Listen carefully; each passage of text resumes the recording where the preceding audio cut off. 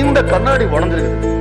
இந்த கண்ணாடியை பார்க்கும்போது என் ஃபேஸ்ல ஏதோ ப்ராப்ளம் மாதிரி இங்க கீரல் இங்க கீரல் இங்க கீரல் இங்க கீரல். ஆனா ப்ராப்ளம் எங்க என் ஃபேஸ்ல இல்ல. எதுல ப்ராப்ளம்?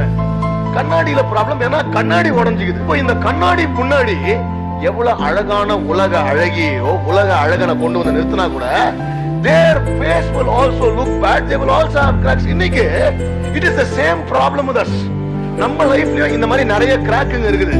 இந்த கிராக்குங்க நம்மளை பார்த்து தப்பான ஒப்பீனியன் கொடுப்பதனால நம்ம தப்பான ஆட்களோ நாம் செய்வது தப்பாகவோ ஆக போவது கிடையாது. I have a cracked glass and once I remove the glass I know boss I am good. இன்னைக்கு ஒண்ணு நல்லா ஞாபகம் வச்சுங்க, மக்களோட ஒப்பீனியன்ஸ் நம்மளால மாற்றவே முடியாது. ஒரு சயின்ஸ் சொல்லுது, ஒரு நாளுக்கு ஒரு மனுஷன் வந்து 70,000 தாட்ஸ் இருக்குதான். யோசிச்சு பாருங்க. Imagine you have to go and change 70,000 thoughts in somebody's mind. நம்ம மைண்ட்ல இருக்கிற பாதி தாட்டே நம்மளால மாத்த முடியாது. நம்ம என்ன சொல்லணும்? let them judge, let them comment, let them talk back. அவன் என்ன வேணா பண்ணட்டும், அவன் ஒப்பீனியன் என்ன பாதர் பண்ண போறதில்ல. அவன் நினைப்பது குறித்து நான் கவலைப்படல. என்னை பத்தி அவர் மேல என்ன நினைச்சுக்கிறாரோ அது மட்டும் தான் எனக்கு கவலை. அவர் என்னை பத்தி ரொம்ப நல்லா நினைச்சுக்கிறாரு, அது ஒண்ணு எனக்கு போதும். போற மடுமெல்லாம் இந்த மாதிரி உடஞ்ச கண்ணாடி மாதிரி நம்மளை பார்த்து பல கமெண்ட் அடிப்போம். புரியுதா?